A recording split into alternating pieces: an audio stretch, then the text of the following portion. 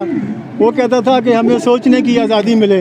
वो चाहता था, नारू चाहता था कि हमें बोलने की आज़ादी मिले। नारू चाहता था कि हमें आज़ादी मिले कि हम अपनी मर्ज़ी से अपनी ज़िंदगी को गुजार सकें। तो इतना ज़्यादा नहीं था, सिर्फ फेसबुक पे उसके चंद एक पोस्टें लगाता था कभी कभी, वो भी उसका कोई एजेंडा नहीं था, कोई उसका सियासी एजेंडा नहीं था। तो ये कोई जुर्म नहीं है, सोशल मीडिया पे वो एक्टिव था लेकिन इतना ज़्यादा भी नहीं था। वो इलेक्शन पे क्रिटिसाइज़ करता था, उसमें उसको धमकियां मिलनी शुरू हुई। तो मैंने फेसबुक पे उसने लगाया कि मुझे धमकियां देते हैं कि आपको घर में घुस के मारेंगे। तो उसने कहा कि अगर तुम मर्द के बच्चे हो तो सामने आओ। उसने ये स्टेटस लगाया तो मैंने फ़ोन किया फैसलाबाद से कि मुदस्सर नारू, हमारा जो है ना वो सियासत से कोई ताल्लुक़ नहीं है, हम एक गरीब घराने से ताल्लुक़ रखते हैं, हमारा कोई जागीरदाराना बैकग्राउंड नहीं है, कोई भी हुकूमत आएगी हमें उससे कोई फ़र्क नहीं पड़ेगा, लेकिन तुम इस हद तक ना जाओ कि तुम्हें धमकियाँ मिलनी शुरू हो जाएं और लोग तुम्हें मारने की बातें करें। तो वो कहने लगा नहीं, ऐसी कोई बात नहीं है। तो जब मेरा बेटा अपनी मिसेस के साथ सदफ चुगताई के साथ कागान में पिकनिक ट्रिप पे गया, तो ये कह के कि मैं साइड पे जा रहा हूँ थोड़ी देर वॉक करने के लिए, तो वहाँ से वो वापस नहीं आया। तो उस वक़्त से हम दर बदर ठोकरें खा रहे हैं। बूढ़े वालिदैन, कभी हम मिशन में जा रहे हैं, कभी JIT में जा रहे हैं। 7 JIT जो मानसेरा में हुई हैं वो मैंने अटेंड की हैं बज़ाते खुद। और JIT में जो DPO हैं वो मुझे लतीफ़े सुनाते हैं और मुझे कन्विंस करने की कोशिश करते हैं कि मेरा दिमागी तवाज़ुन ठीक नहीं है। ये पाकिस्तान में एक सीनियर सिटीज़न की ये इज़्ज़त की जाती है कि उस बूढ़े बाप को ये कहा जाता है कि तुम्हारा दिमागी तवाज़ुन ठीक नहीं है। DPO मुझे कहता है कि मुझे इसमें कोई ऐसी स्मेल नहीं आ रही कि आपके बेटे को उठा लिया गया होगा।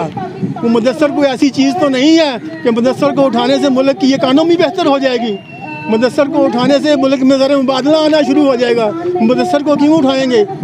जिन लोगों को एजेंसियों ने उठाया होता है मुझे स्मेल आ जाती है, लेकिन मुदस्सर के केस में मुझे स्मेल नहीं आ रही। तो JIT का ये हालत था कि JIT में कोई भी एजेंसी का ज़िम्मेदार आदमी नहीं होता था। DPO के साथ ISI का एक सूबेदार बैठता था और सूबेदार के कहने पे इन्वेस्टिगेशन ऑफिसर जो है वो तब्दील होते थे।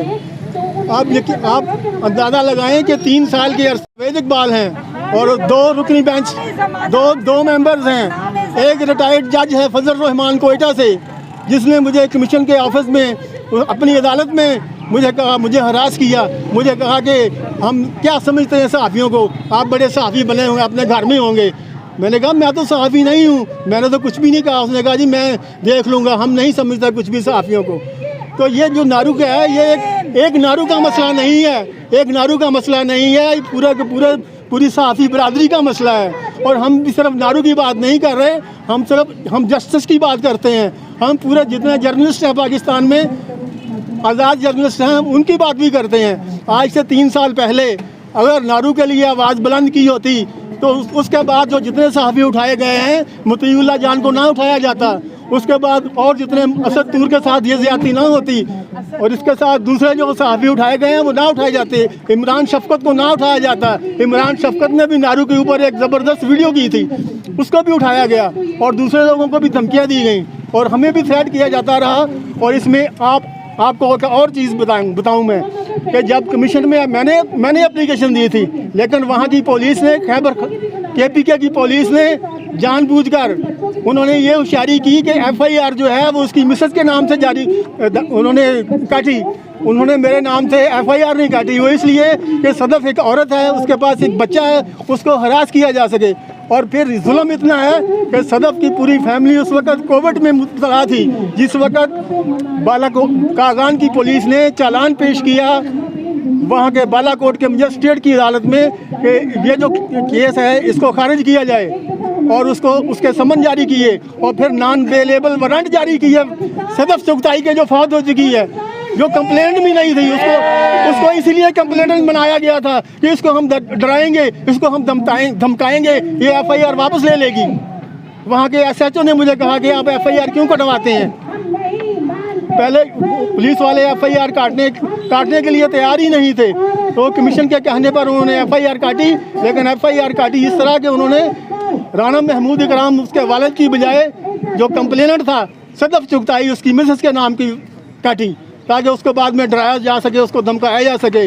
और हमने ये चीज़ कमीशन में रिकॉर्ड पे लेके आए कि हमें बताया गया कि मुदस्सर जो है एबटाबाद में है। हमें ये इतला मिली कि मुदस्सर जो है एबटाबाद जो इनके डिटेंशन सेंटर हैं वहाँ पे मौजूद है, ये हमें इतला मिली। इसके अलावा सदफ चुगताई जो बेकन हाउस की नेशनल यूनिवर्सिटी जो है वहाँ पे वो पढ़ाती थी, वहाँ पे एक बंदा गया खुफिया एजेंसी का, उसने उसे कहा कि अपना फ़ोन जो है ये बंद करके दूसरी जगह पे रख दो। हमारे पास एक ऐसा सिस्टम है जो हम बात करते हैं तो फिर भी ये अगर फ़ोन बंद होगा तो फिर भी ये बात हमारी जो है ना वो रिकॉर्ड होती है। तो उसने कहा कि अगर आप ये सोशल मीडिया पे जो कंपेन उन्होंने उस वक्त शुरू की थी, अगर आप लोग ये बंद नहीं करेंगे तो आपका जो आदमी है उसकी मुश्किलात बढ़ जाएंगी और आपके लिए भी मुश्किलात बढ़ जाएंगी। हो सकता है कि मॉडल टाउन पुलिस का एसपी आपके खिलाफ नारकोटिक्स का केस जमा करवा दे। और उस वक्त से ये बंदे को कत्ल करना कोई बुलेट से कत्ल करना नहीं होता, ये बंदे को टेंशन से मार देते हैं, उसको हरास कर करके मार देते हैं। तो सदफ चुगताई की जो मौत है वो आम हालात में नहीं हुई, उसके बहुत ज़्यादा हरासमेंट थी, उसको मैसेज भी मिलते थे, इस किस्म के उसको मैसेज भी मिलते थे। और मैं एक और बात बताऊं जो आपको किसी को भी नहीं मालूम, मेरे ख्याल ना इस वक्त हमने किसी को बताई है कि सदफ चुगताई जो है, सदफ चुगताई की नेशनलिटी है वो कैनेडियन नेशनलिटी थी। सदफ चुगताई की कैनेडियन नेशनलिटी थी और उसके जो मुदस्सर नारू के दोस्त और उसके मुश्तरका दोस्त जो थे वो फ्रांस का एक बंदा था और वो बहुत ही पढ़ा लिखा बंदा था, PhD उसने की हुई थी। उसकी वजह से शादी से पहले सदफ चुगताई को भी ISI वाले बुलाते थे और उसका इंटरव्यू करते थे, और शादी के बाद फिर मुदस्सर महमूद भी उनकी हिट लिस्ट पे था और उसको बुलाते थे और उसको थ्रेट मिलते थे। तो ये सारा जुल्म हमारे साथ आ रहा है। मेरा अपना बैकग्राउंड आपको बताऊं कि हमारे साथ कितने जुल्म हुए हैं। हमारी फैमिली जब इंडिया से माइग्रेट होके आई तो हमारे 4 फादर्स को कत्ल किया गया, इंडिया वालों ने कत्ल किया। लेकिन 1971 में अंकल नियाजी के साथ मैं भी ढाका में मौजूद था, तो 3 साल मैंने नियाजी के साथ जेल काटी, मैंने इंडिया की जेल काटी। लेकिन वो इंडिया की जेल इससे कहीं बेहतर थी। कम से कम मेरे घर वालों को पता था कि हमारा बेटा जो है, मेरे वालिदैन को ये पता था कि हमारा बेटा इंडिया की कैद में है। लेकिन हमें पता नहीं है, पाकिस्तान में रहते हुए हमने इतनी कुर्बानियाँ दी हैं, हमें नहीं पता कि हमारा बेटा किधर है। अब मुझे ये सिला हमें ये मिल रहा है कि मेरा बेटा 3 साल से जेल में ऐसी खुफिया जगह पे है कि हमें पता नहीं है कहाँ पे है। तो वहाँ पे क्या होता था, रेडियो मैसेजिंग होती थी, हमारे पैगामात नशर किए जाते थे यूएनओ की तरफ से। रेडियो लेके आते थे यूएनओ वाले, रेडियो पे मैसेजिंग होती थी, खतो किताबत होती थी। हमें चीज़ें जो हैं गिफ्ट हमारे घर वाले हमें वहाँ पे भेजते थे, पोस्ट में हमें चीज़ें पहुँचती थी। यहाँ तक था, यहाँ पे तो हमें कम्युनिकेशन ही नहीं है, पता ही नहीं है कि हमारा बेटा कहाँ है। एक हमारे बेटे की बात नहीं है, हज़ारों लोग जो लापता हैं। अताउल्लाह मेंगल ने क्या कहा, उसने कहा कि 500 बंदा इन्होंने वादा करके रिलीज़ किया, 5000 उठा लिया। तो ये तो मानता ही नहीं है कि हमारे पास बंदा नहीं है। तो कमीशन पे देखो, इनकी वेबसाइट पे जाके देखो कितने बंदे हैं जो लापता हैं। ये कहते हैं हमारे पास कोई बंदा ही नहीं है, हमने कोई बंदा उठाया ही नहीं है। तो पाकिस्तान ये कोई सिक्योरिटी स्टेट नहीं है, ये जमहूरी मुल्क है। हम तो आइन ने जो हमें आज़ादियाँ दी हैं वो हम लेंगे। एक बात मैं मतीउल्लाह जान आपको बताना चाहता हूँ कि जब पहली दफ़ा हमने एप्लीकेशन दी यूएनओ में, तो यूएनओ ने एक 12 सफ़हात पे मुश्तमिल लेटर लिखा हुकूमत पाकिस्तान को। तो उसमें क्या था, उसमें मतीउल्लाह जान का पहली लाइन से शुरू हो गए 12वें सफ़े के एंड तक मतीउल्लाह जान का नाम शामिल था कि पाकिस्तान में सहाफ़ियों के साथ ये होता है। उन्होंने लिंक किया मतीउल्लाह जान के वाक़े को कि मतीउल्लाह जान को ऐसे उठाया गया और उसको ये कहा गया। तो ये सूरत हाल है। दूसरा लेटर भी उन्होंने लिखा हुकूमत पाकिस्तान को, लेकिन इनको कोई फ़र्क नहीं पड़ता। तो पहला लेटर उन्होंने पब्लिक किया था 3 महीने के बाद, दूसरा लेटर भी उसको भी 3 महीने हो गए, वो भी शायद 1-2-4 दिन में वो भी पब्लिक हो जाएगा। तो मेरी आप लोगों से यही अपील है कि आप सिर्फ नारू का ले रही हैं, सबके लिए आवाज़ उठाएं। सिर्फ एक सहाफ़ी की बात नहीं करता हूँ कि मेरा बेटा सहाफ़ी है इसलिए उसके लिए आवाज़ उठाएं। हर आदमी पाकिस्तान में जो सोशल मीडिया पे एक्टिविस्ट है, जो आज़ादी मांगता है, जो आइन के मुताबिक उसके हकूक़ हैं वो मांगता है, उसको उठा लिया जाता है। तो हमें तो आज़ादी चाहिए, हमें सोचने की आज़ादी चाहिए।